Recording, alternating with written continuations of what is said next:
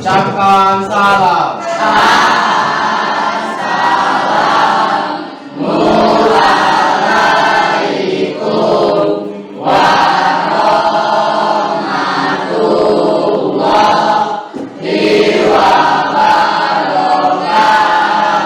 Waalaikumsalam warahmatullahi wabarakatuh. Silakan Ali. Nah, terus di sini coba perhatikan dulu ya. Kemarin kita sudah masuk di kebijakan dan strategi pembangunan serta indikator daripada keberhasilan ya. Materi kita kemarin masih ada yang ingat tentang ada berapa indikator yang kita bahas kemarin? Ada tiga indikator ya. Jadi indikator pertama siapa yang tahu? Tunjukkan. Maju. Peduli. Perkenalkan namanya. Indikator pertama adalah indikator moneter. Indikator moneter. Lalu yang kedua silakan duduk. Ada lagi yang lain? Kenalkan, nama saya Rizky Ilham. Indikator kedua adalah non moneter. Apa? Non moneter. Indikator non moneter. Lalu selanjutnya ada lagi yang ketiganya siapa kita? Ya. Kenalkan, nama saya Ilham Kamboja. Indikator ketiga adalah indikator campuran. Indikator campuran. Nah, memang kita belum masuk materi pengertian ya, tapi bapak kalian itu pola pikirnya harus tahu ya. Coba. Tenaga kerja adalah penduduk yang telah memasuki usia kerja. Penduduk yang sudah memasuki usia. Ada pendapat yang lain? Ya, silakan. Berdiri. Tenaga kerja adalah setiap orang yang mampu melakukan pekerjaan. Orang yang mampu melakukan pekerjaan. Nah, adapun tujuan ya, tujuan daripada pembelajaran ini biar kalian itu lebih dengan mempelajari bab ini Anda diharapkan mampu. Jadi dalam mempelajari mampu adalah untuk menjelaskan pengertian ketenaga kerjaan, kesempatan kerja, tenaga kerja dan angkatan kerja. Nah, itulah yang diharapkan daripada tujuan pembelajaran kita pada hari ini. Kemudian yang kedua yaitu menjelaskan cara meningkatkan kualitas tenaga kerja. Jadi nanti di sini kalian akan bagaimana cara meningkatkan daripada kualitas tenaga kerja. Kemudian ada lagi menjelaskan sistem pengupahan dan pengajian yang berlaku di Indonesia. Lalu selanjutnya di sini menjelaskan penyebab pengangguran.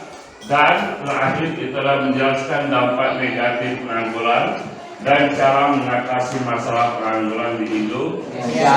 Tapi yang kita ambil tujuan pembelajaran hari ini yaitu menjelaskan pengertian dan cara mengangkatkan kualitas daripada tenaga kerja. Nah, itulah daripada pembukaan kita ya anak-anak. Jadi tujuan daripada sini terakhir adalah tujuan daripada pembelajaran kita hari ini. Yang sudah teman-teman sebutkan tadi yaitu semuanya sudah benar ya tentang masalah tenaga kerja, itu orang yang bekerja, orang yang sedang mencari pekerjaan, usia yang 15 sampai 64 tahun. Itulah disebut sebagai tenaga kerja. Umur kalian berapa? 15. Ada yang 15? Tidak ada? Ada ya? 15, ada yang 16, ada yang 16. Berarti kalian itu termasuk dalam bentuk angkatan kerja, ya kan? Tapi tidak dihitung. Karena kenapa? Karena kalian itu masih sekolah sampai mahasiswa. Kalian itu termasuk umur 15 sampai 64 tahun itu adalah dalam bentuk tenaga kerja. Tapi kalian tidak termasuk, kenapa? Kalau kalian masih sekolah ataupun masih kuliah. Setelah selesai baru nanti kalian akan menjadi tenaga kerja atau sedang mencari pekerjaan.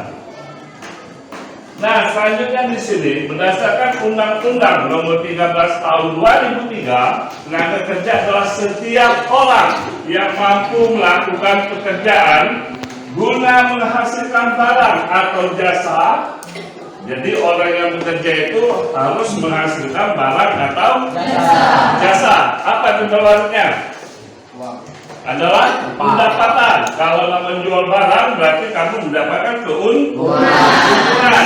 Kalau jasa berarti kamu mendapatkan upah. Jadi uang intinya ya. Kamu jual barang atau jasa baik untuk memenuhi kebutuhan sendiri maupun untuk memenuhi kebutuhan masyarakat. Itulah pengertian daripada tenaga kerja. Lalu ada tenaga kerja ini, ada pengertian kedua daripada undang-undang ini yakni penduduk yang dianggap sanggup bekerja bila ada permintaan kerja. Mereka adalah penduduk yang berusia 15 tahun sampai dengan 64 tahun. Ini adalah tenaga kerja yang ideal. Ideal itu yang siap dipekerjakan sampai umur 64 tahun. Sedangkan kalau sudah lewat daripada umur 64 tahun maka dia sudah pensiun. Sedangkan kalau di bawahnya itu belum bisa dipekerjakan karena di bawah umur. Nah, selanjutnya komposisi penduduk dan tenaga kerja. Penduduk. Ada tahu pengertian masalah penduduk? Apa? Penduduk adalah orang yang mengisi wilayah tertentu. Orang yang mengisi wilayah tertentu. Ada lagi yang pendapat yang lain? Penduduk ada penduduk atau warga suatu negara atau daerah bisa dibentukkan menjadi dua. Nah, jadi penduduk yang tinggal di suatu daerah.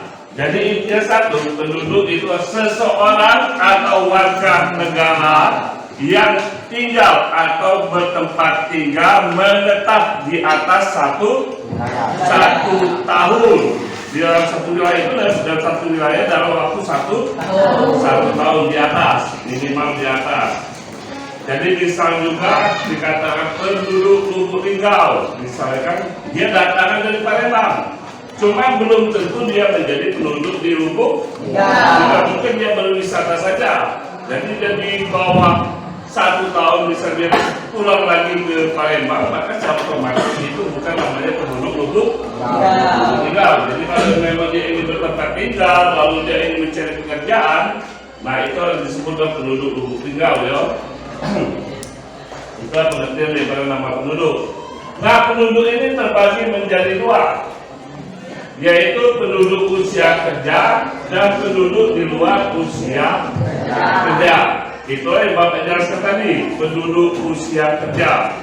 Berarti penduduk usia kerja itu berumur dari 15 sampai 64 tahun. Itu umur idealnya untuk bekerja.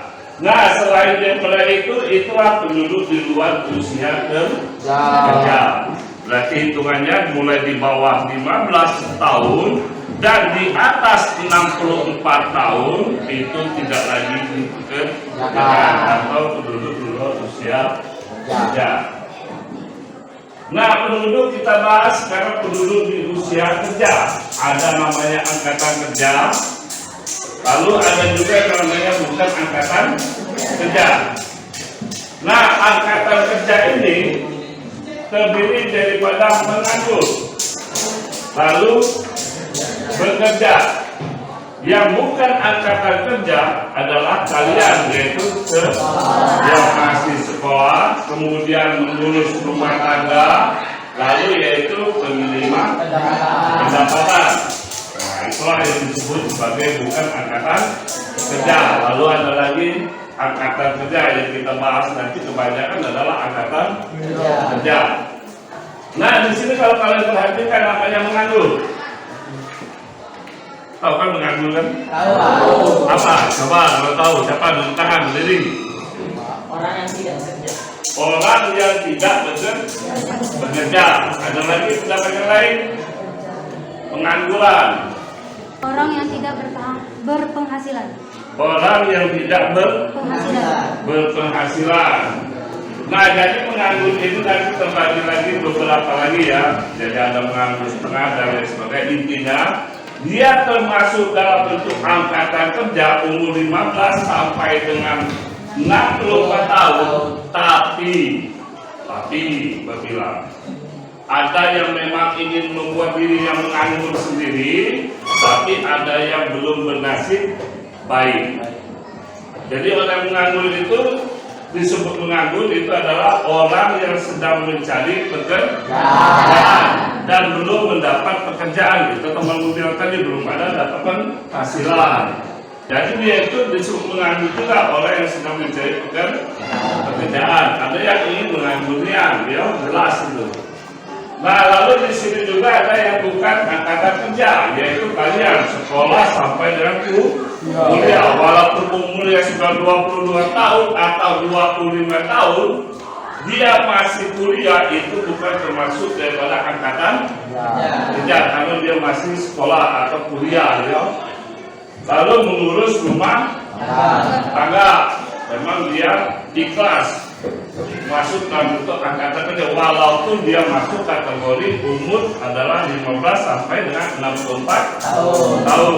Dan penerima pendapatan 15 sampai 64 tahun, tapi dia sudah menerima pendapatan, jadi tidak lagi bekerja. Nah, sampai di sini ada yang mau ditanyakan sampai dengan masalah komposisi, ya, komposisi penduduk dan tenaga kerja, sebelum kita lanjutkan lagi.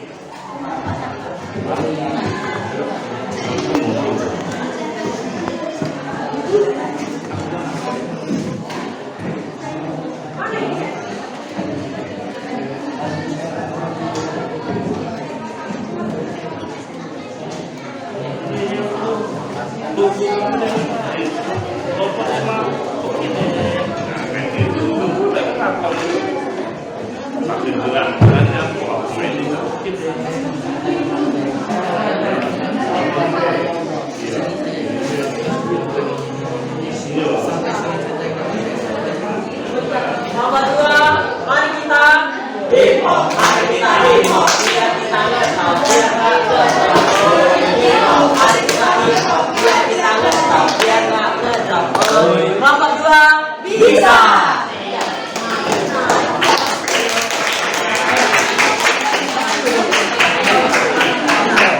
Assalamualaikum warahmatullahi wabarakatuh. Saya dari Bapak nomor 2 ingin menjelaskan tentang masalah kedua, masalah teknologi dan tenaga kerjaan dan pandang banyak sangat besar. Perbedaan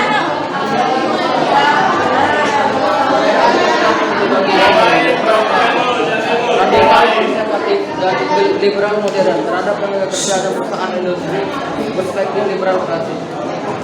Pandangan tentang kerja, inilah awal perkembangan ideologi liberalisme klasik bertepatan dengan munculnya sistem pabrik dan produksi skala besar pada abad ke-19 awal. Peran serikat kerja, liberal klasik tentang serikat buruh karena mereka adalah kelompok yang berusaha untuk mempromosikan kepentingan dari diri mereka sendiri dengan mempengaruhi masyarakat. Perspektif radikal. Pandangan tentang kerja, para ekonomi radikal percaya bahwa pekerjaan harus menjadi komponen penting dari eksistensi manusia. Peran serikat kerja, keberhasilan serikat kerja modern seperti Federasi Buruh Amerika mengakibatkan kekhawatiran bagi pekerja industri dunia. Perspektif konservatif, pandangan tentang kerja, konservatif menunjukkan sikap yang bertentangan dengan pekerjaan. Lebih kurang saya akhiri. Wassalamualaikum warahmatullahi wabarakatuh.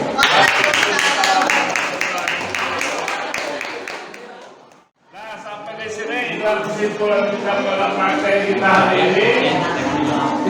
Tidak ada yang mau dipertanyakan lagi atau mau bertanya? Alhamdulillah, berarti sudah jelas semua.